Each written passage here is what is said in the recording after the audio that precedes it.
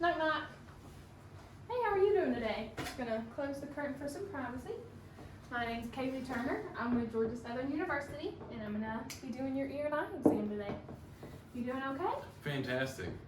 All right. While my hand's dry, I'm gonna go ahead and let you say your name and date of birth while I check your armband. Go ahead and say it for me. Stan Johnson, 5'10", 1988. Sounds good. All right. Do you have any questions before we get started today? I don't. All right, so first I'm just going to do a visual inspection of your eyes and the surrounding structures. All right, so go ahead and blink once or twice for me.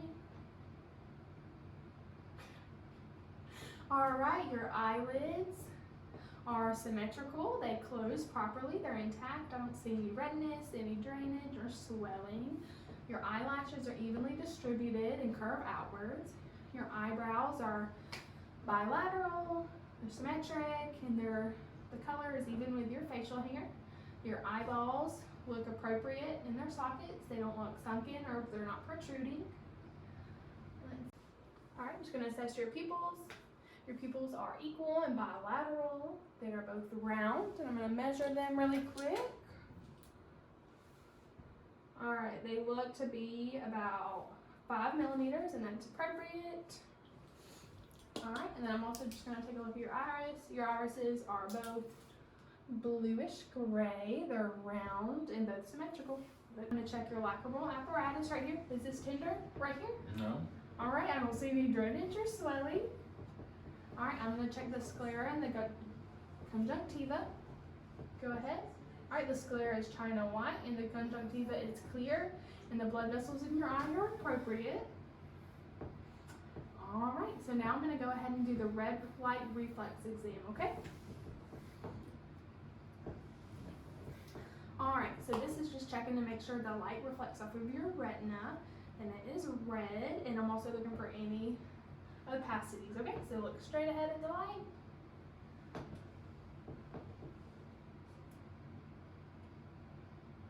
All right, no opacities present. I'm going to give you a second and then do the other eye, okay?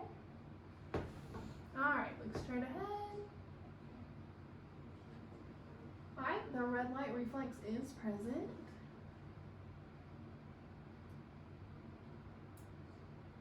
All right, and no opacities are present.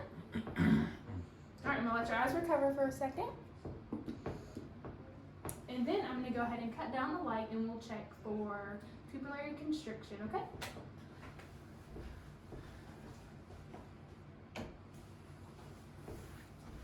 All right, so I'm gonna block the light from your nose and just look straight ahead.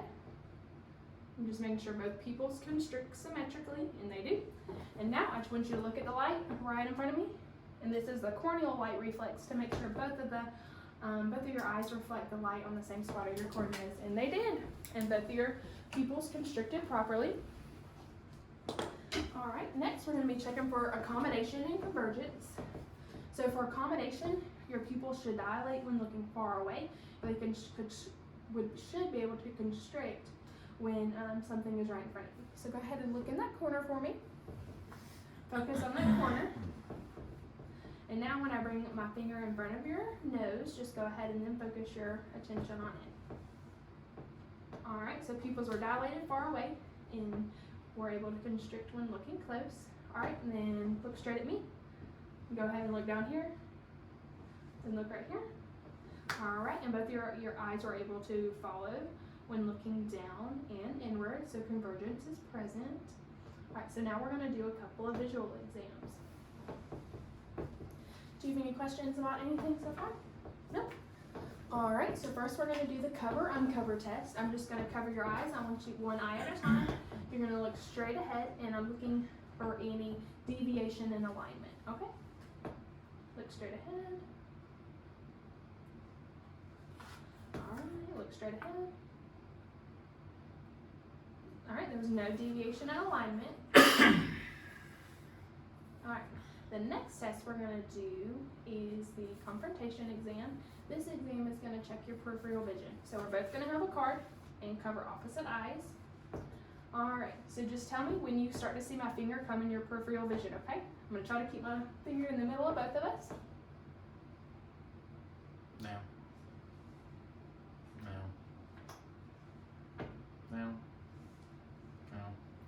Alright, switch eyes.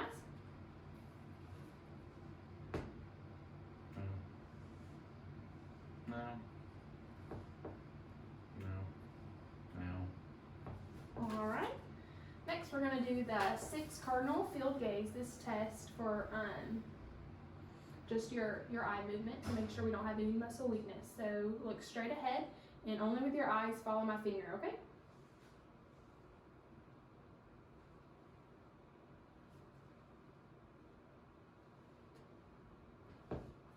Alright, let me put my cards away. There was no muscle lagging there. Your ocular movements were appropriate. So next, I'm just going to go over how to use a Snellen chart and how to use a Jagger card.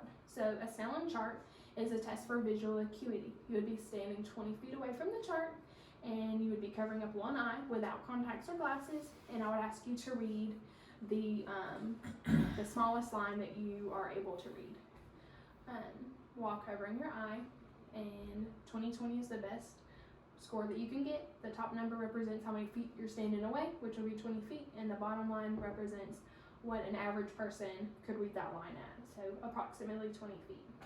That would be the Snellen chart for visual acuity. The Jagger card is for near vision. You would hold the card about, so we would hold a card about 14 inches away, and you'd be able to read it, and that tests for near vision, and the best score for that would be about 14 over 14. Okay, so I'm going to go ahead and wash my hands again. And then we're just going to examine your ears. So you can go ahead and turn to the side. Alright, so first I'm just going to be checking the external ear, the pinna or the auricle, the tragus, and the mastoid process. Is there any tenderness here? Any tenderness here or here? No? Okay. All of the ear structures are intact. No redness or swelling, no drainage, no lesions. His ears are in the correct position. The top of his ears in midline with his eyes. Alright, so next I'm going to get my otoscope and just check out the external auditory meatus, okay? Alright. The meatus is intact, no redness, no drainage. I didn't see any cerumen present. Alright, so next I'm going to be actually looking at the tympanic membrane inside your ear, okay? It may tickle a little bit. Alright, so I'm going to be pulling up and back. Alright, there is a little bit of cerumen, and it's dark in color. The tympanic membrane is pearly, translucent. It appears to be intact, no perforated. It's a pearly gray color. There was no redness, no drainage in the ear as well. Alright, so then I'll check your other ear.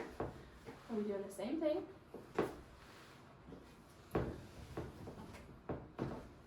Alright, so go ahead and look straight ahead. I'm checking the mastoid process. Is that tender? Your tragus, and the auricle. Alright, is any of that tender? No. Alright, the whole external ear appears to be intact. No drainage, no swelling, no lesions, no redness. I'm going to check the external auditory meatus. I'm going to go ahead and look at that. Appears to be intact. No draining, no swelling, no redness. Alright, now I'm going to check your internal part of your ear. I'm going to be pulling up and back. Alright, mild cerumen present, dark in color. Your tympanic membrane is pearly, translucent, shiny, appears flat just as well as the other one, and does not appear to be perforated. It's intact. Alright, no drainage, no redness, no swelling. Alright, so the last test we're going to do is the whisper test. So I'm going to get you to scoot all the way up there and face away from me. And I'm going to get behind you about 2 feet. I want you to go ahead and that way, cover one ear for me. And I'm going to whisper a set of numbers and letters, and I just want you to be able to say it back, okay? C12. C12. Alright, and cover the other ear. Alright, B12. B12. That is right. And that was the whisper test just to check for your hearing. Alright, do you have any questions or anything today, sir? No. Alright. So I would make sure to leave your call button, your bedside table in reach, your bed locked in the lowest position. You said you didn't have any questions? I don't. Alright, well, I'll press that call button if you need anything.